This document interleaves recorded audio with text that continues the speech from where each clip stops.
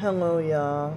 Today is Monday, um, March 7th, 2022, at 8:35 a.m. And not long ago, I woke up exactly 20 minutes ago.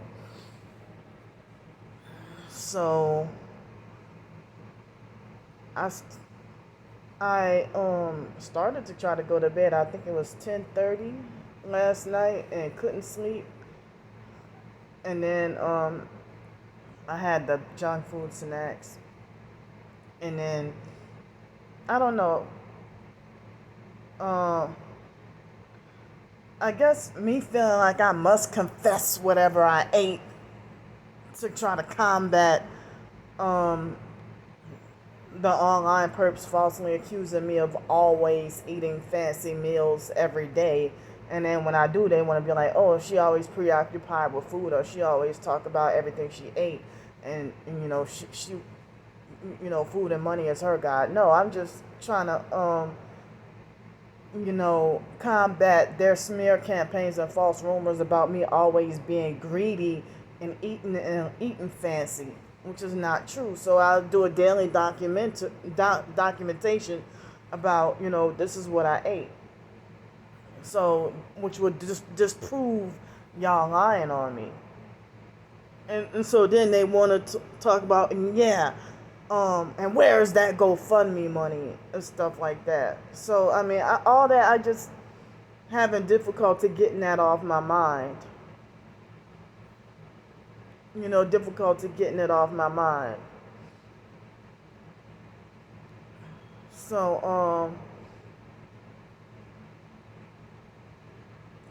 So I mean, it's like it's been bothering or nagging my conscience um for over a week now.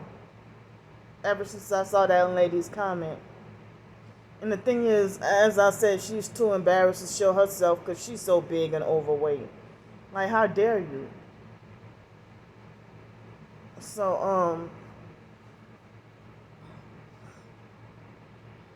well, the dream I just woke up from, that me and my twin sister were on good terms in the dream. It seems like as if she wants to, in real life, make sure that we'll never talk again. Due to me knowing the truth about the gang stalking. But, in the previous video was not my intention to try to start trouble back up again, but I was just stating, what's been going on. What has been going on and stuff like that. So, well, in the dream, we were on good terms. Getting along is what I mean by on good terms. If we on bad, I guess that's our personal phrase, but if we're on bad terms, we're not getting along. But in the dream, we were on good terms. And I was going to my old university that I graduated from. Well, I was wrongfully banned from for at least a year. I don't think I'm banned from there anymore.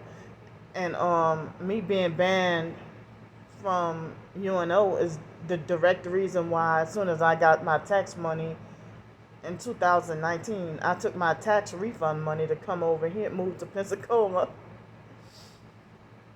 So yeah, that's what I did. But anyway,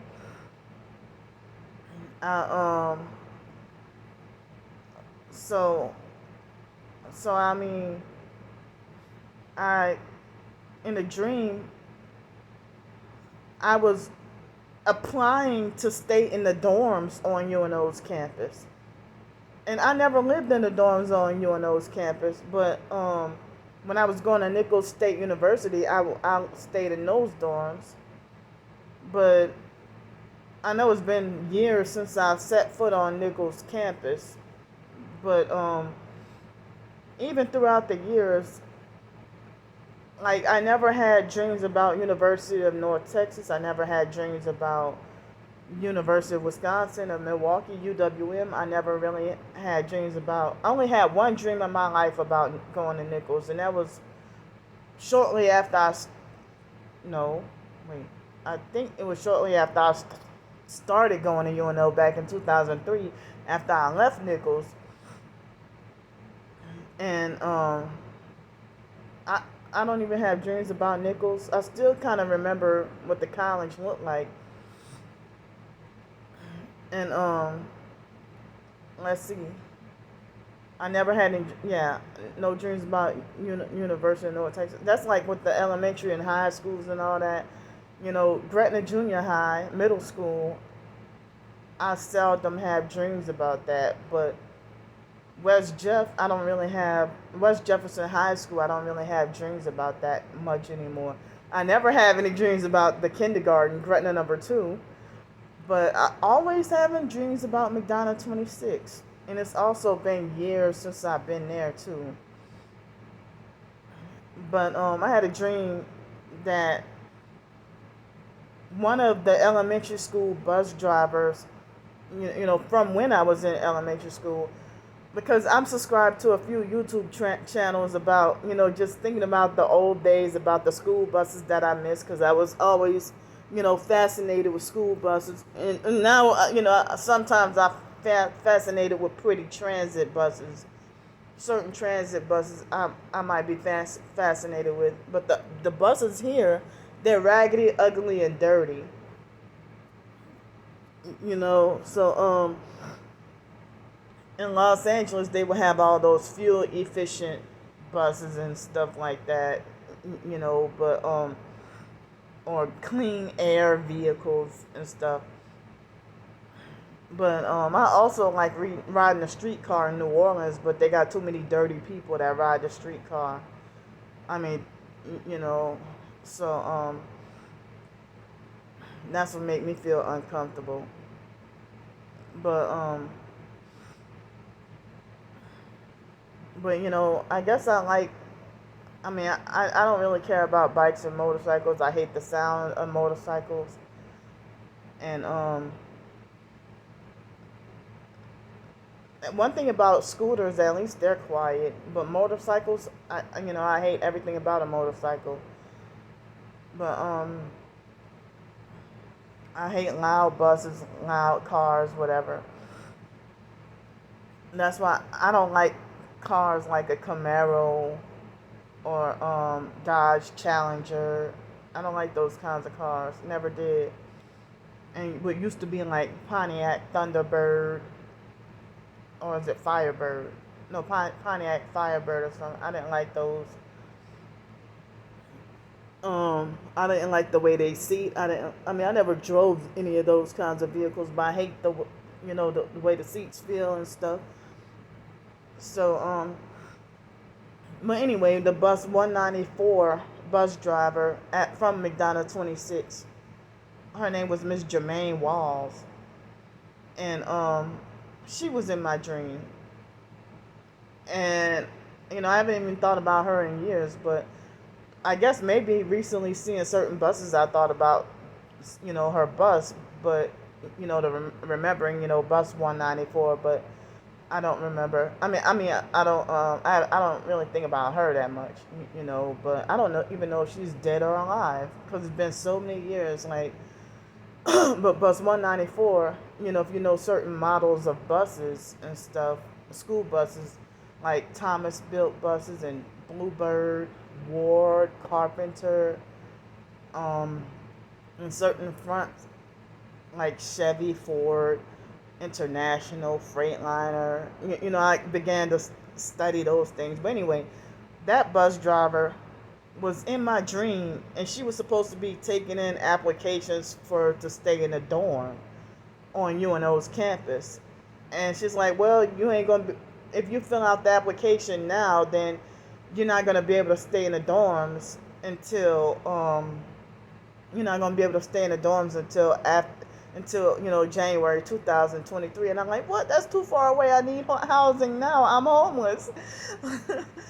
And so I did hear that people were saying that you don't have to be a student to stay in the dorms, on UNO's campus. But when I went to the dorms, they were saying, yes, you do have to be an enrolled student. So, I mean, because they got certain housing like privateer place and all that on UNO's campus. So I tried what I could to get off the streets in New Orleans, and same here, tried what I could, but it's like the crackhead ghetto neighbors were the ones who had me fearing for my life and fearing for my safety and stuff like that. And you know it was, I already described my experiences of when I lived in the Section 8 housing. But see, when I first got to Los Angeles and I got my Section 8, I was living in peace and quiet at first. Didn't have much to complain about anything. But then I started to notice strange activity. Excuse me. I started to notice strange activity living in LA. And so things just grew worse and worse and worse, and the neighbors got involved. And the neighbors started to act like do this, like my own neighbors would do stuff like vandalism, and they would do stuff like stand right. I mean, they wait until after my windows are open to stand, congregate my neighbors and their friends. And it's like, why y'all don't go over? I mean, why doesn't everybody go to their friend's house? Why the friends always coming over here? And then they treated me like as if I was forbidden to look out my own window, when you don't stay here and you don't stay at my neighbor's place either. But y'all grown ass men older than me, and y'all giving me frightening and intimidating and looks for even looking out my own window. And then they congregate around my window and start smoking, and that's why I call it the fake, crusty, dirty, satanic, evil cigarettes, because of them. And then when my windows would be down, they wouldn't try to congregate and smoke, and and be talk all loud and drink all day. I'm like, where's y'all jobs? Y'all have a car and a house. How y'all getting income? Where's y'all jobs? Y'all supposed to be men. Oh, the job is to gang stalk Candy. But they used to go in and out of my gate when they had their own gate to go through, and even the other neighbors too. You got your own gate to go through, and you going in and out of my gate on purpose. And I noticed patterns, and somebody took the knob off the gate, and the landlord wouldn't fix it. And I told y'all about the smushed dead bird on my doorstep, on my front doorstep, and I will leave and close and lock all the doors, and then come back. Go to the library or go to the beach, and then come back, and the front and the back doors open, and I didn't catch on. I didn't realize people were entering in my house while I was gone. And I had a few times myself of, food poisoning, a couple of times that I thought I was going to die. And, I had strange stuff happening. And I even experienced going to sleep at night and then wake up with my cabinets open. And so I didn't realize, what was going on. So then later on, they started to vibrate my body and keep me sleep deprived. If I would have sleep, it would be like, the vibrating assaults were so bad. I didn't realize what was going on. Now, if you felt the intensity that I felt, that you wouldn't, you wouldn't want to stay there either. But I didn't realize moving to a different city and state didn't help, because it would happen in different other cities and states too. So and then dealing with neighbors, being obnoxious, and having loud company over, loud parties at 2 or 3 o'clock in the morning. And if I would knock on their door and ask them to turn their music down, I would be afraid that they might come out that their guests might come walking outside with a gun or something. And the police wouldn't do anything about it. I mean, they didn't come at me with a gun, but I would be afraid that they would, frighten and intimidate me and stuff like that. But or they would make it like as if I'm knocking on their door at an unreasonable time in the morning. Well, you're disturbing my sleep at an unreasonable time in the morning. And so, even if the neighbors were quiet, I would still feel that vibrating and hear the noise associated with it. And Monday through Friday, it would be mainly at night and start after 7, but intensify and get way worse after exactly 11 o'clock. So, they would vibrate my body, and they would crank it up after 11. And so, what else was I gonna say? See, that loud bass out there is distracting me. Like, I woke up this morning and they had people passing by with loud bass music, and it sounds like as if everybody's passing by blasting the same song. It's like the same drum beat, the same music or whatever. But anyway, so I mean, oh yeah, on Monday, Tuesday, and Wednesday night, everything would be quiet. I wouldn't feel much vibrating, and I would be able to sleep well. But Thursday night through Sunday night, I would get the worst intensity of vibrating, especially Friday and Saturday. But now, I mean, they didn't vibrate me for a whole year, for over a whole year living on the streets. But then after I had that incident with that Mary lady, at the Super 6 motel, at the Super 6 motel, that Mary lady had, after I got wrongfully banned from there, because Starbreaker called up the place and told them about my videos. So, because they had a perp in a red truck that didn't stay there, and he had one tail light and tried to deliberately hit me with his truck.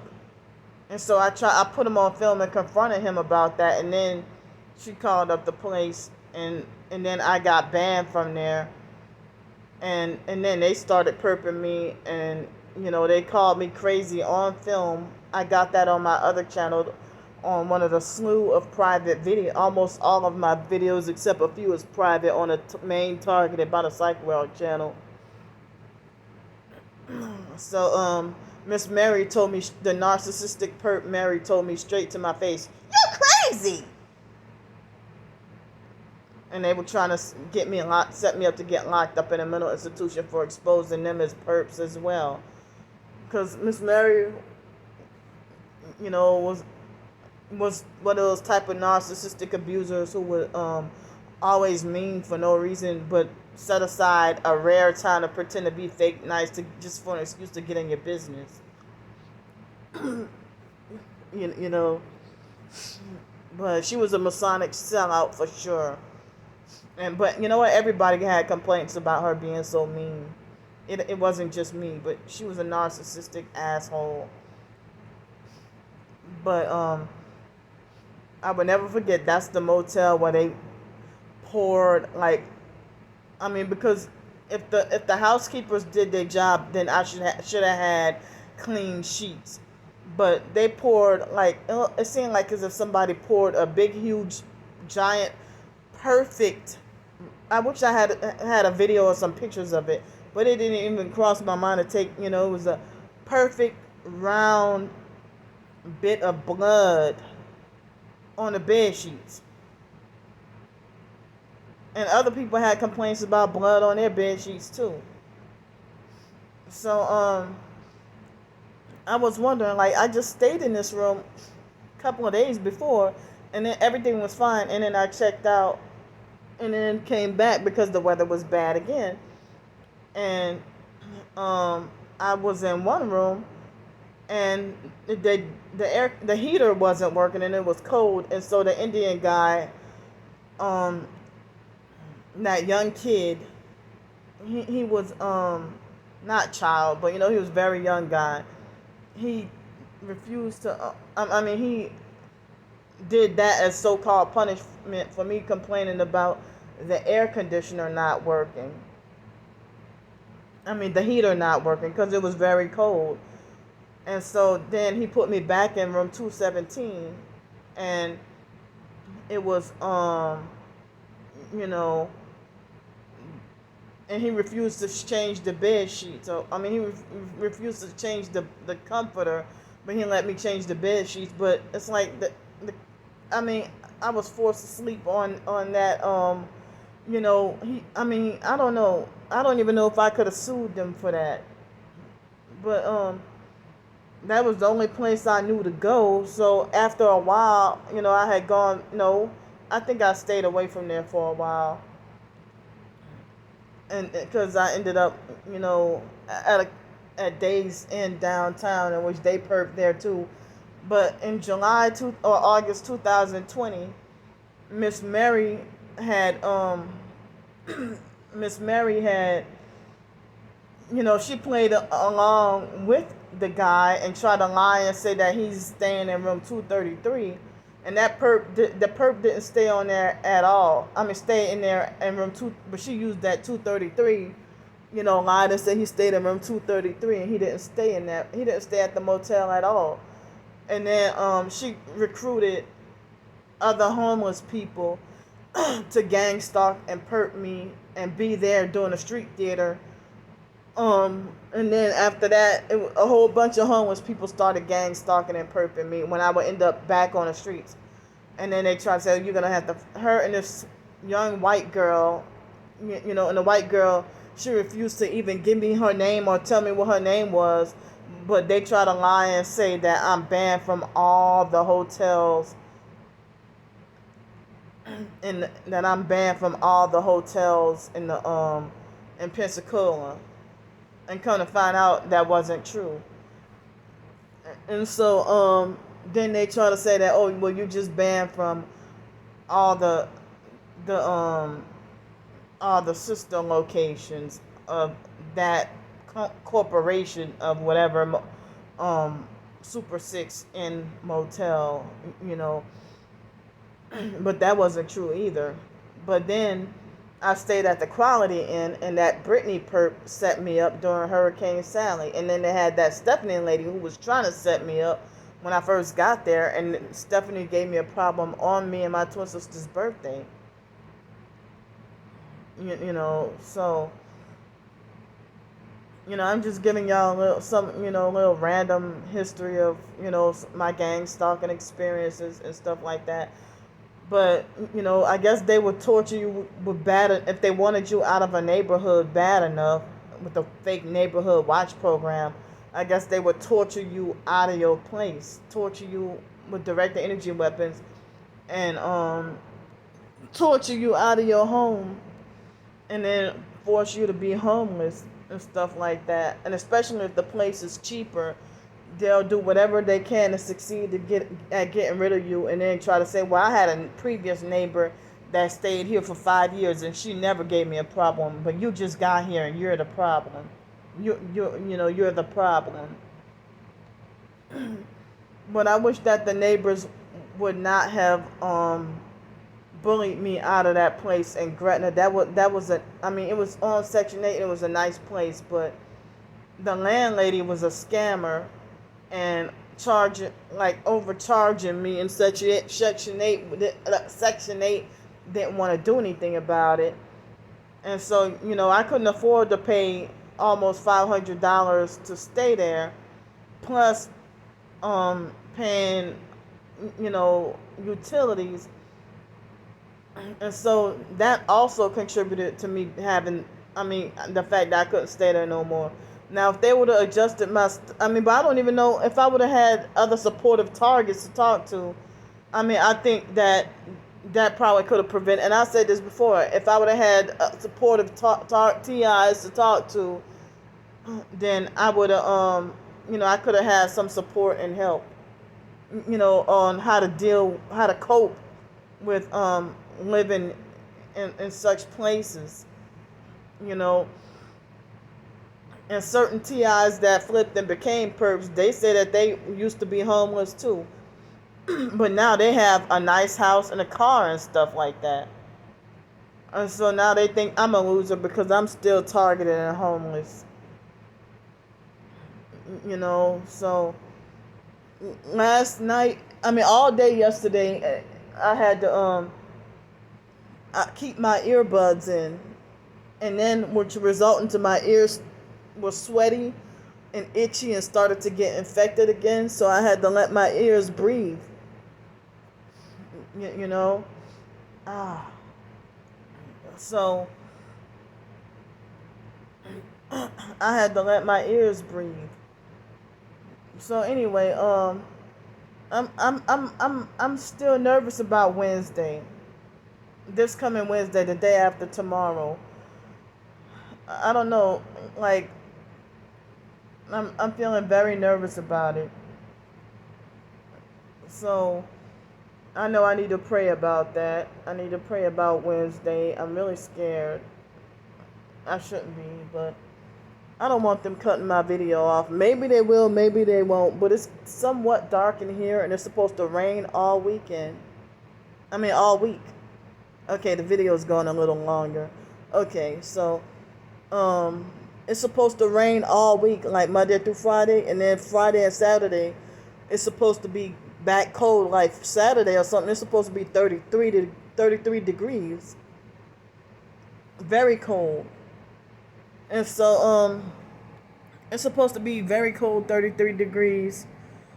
And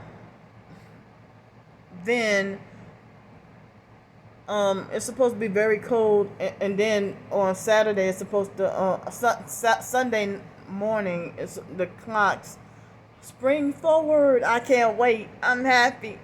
I love spring. So it being the spring coming up soon. So but this coming Friday, I will not need help because I have enough money for 1 week set aside. So I shouldn't need any help. But